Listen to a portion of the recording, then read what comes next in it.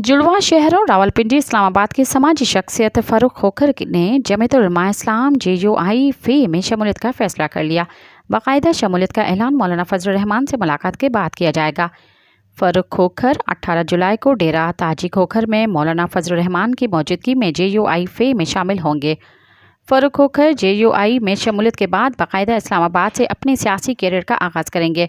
फ़ारूक खोखर साबिक deputy speaker नवाज़ खोखर के भतीजे और सेनेटर मुस्तफ़ा नवाज़ खोखर के चचाजाद भाई हैं। अमीर JUI इस्लामाबाद में पीर मुफ्ती अवैस अजीज़ भी मुलाकात में मौजूद होंगे।